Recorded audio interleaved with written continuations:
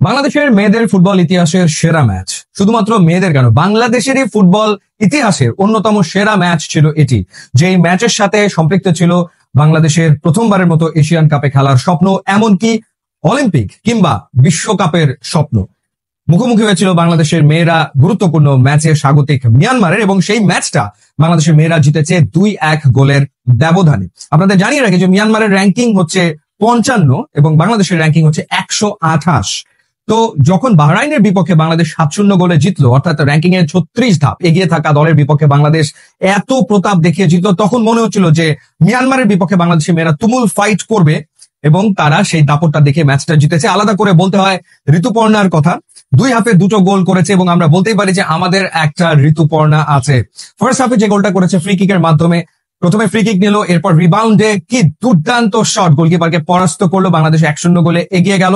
এবং দ্বিতীয় হাফে যে গোলটা করেছে, অর্থাৎ অপোনেন্টের প্লেয়ারদের কাছ থেকে বলটাকে ছিনিয়ে নিয়ে সুপার ফিনিশিং, একেবারে নিখুঁত প্লেসমেন্টে তিনি বল জালে জড়িয়েছেন এবং বাংলাদেশ 2-0 গোলে লিড পেয়ে যায়। 88 মিনিটে গিয়ে মিয়ানমার একটা গোল শোধ করে এবং ইন্টেন্স মুহূর্ত যখন চলছে তখন বাংলাদেশের মেয়েরা নিজেদেরকে আসলে ধরে রাখতে সক্ষম হয়েছে, যার কারণে এই জয়। এবং যে ব্যাপারটা প্রথমবার লক্ষ্য করলাম সেটা হচ্ছে যে প্রেসিং ফুটবল।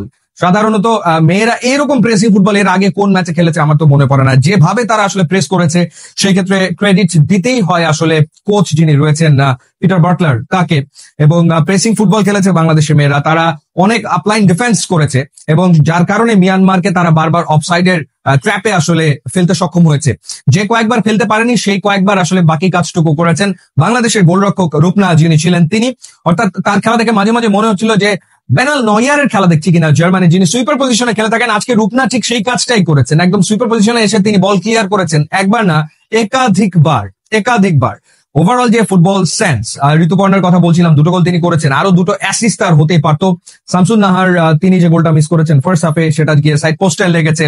এবং সেকেন্ড হাফে মনিকা যে গোলটা করতে পারতেন, সেই গোলটা হলে ওটা আসলে ডেফিনেটলি ম্যাচের তো বটেই, আমার মনে হয় যে আসলে অন্যতম সেরা গোল হতো।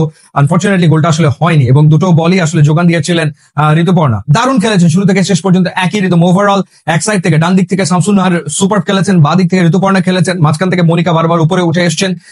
তাদের ভেতরে বোঝাপড়া দারুণ ছিল নিশ্চিতভাবে। এবং ডিফেন্স লাইনে আর এক শামসুন নাহার, তিনিও বেশ ভালো খেলেছেন, বা আমাদের ক্যাপ্টেন আফিদা তিনিও ভালো খেলেছেন।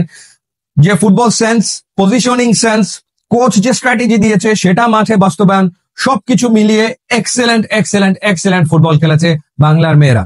বাহরাইনকে 7-0 হারানোর পর মিয়ানমারের বিপক্ষে 2-1 গোলের জয়। বাকি থাকলো তুর্কমেনিস্তান, যারা র্যাঙ্কিং এ বাংলাদেশের চেয়ে পিছিয়ে রয়েছে। সেই ম্যাচে যদি বাংলার মেয়েরা ভুল না করে ম্যাচটা অনায়াসে বাংলাদেশের জেতা উচিত। আর জিতলেই প্রথমবারের মতো এশিয়ান কাপের দরজা উন্মোচিত হবে বাংলার মেয়েদের জন্য। অর্থাৎ ছেলেদের আগে হয়তো বা কাঙ্ক্ষিত লক্ষ্যে পৌঁছতে চলেছে বাংলাদেশের মেয়েরা। অনেক অভিনন্দন জানাতে চাই বাংলাদেশের মেয়েদের এবং অভিনন্দন জানাতে চাই ঋতুপর্ণাকে। ইউটিউব ইনস্টাগ্রাম লিঙ্ক আছে, যোগ দিলে খুশি হবো। And thanks for watching.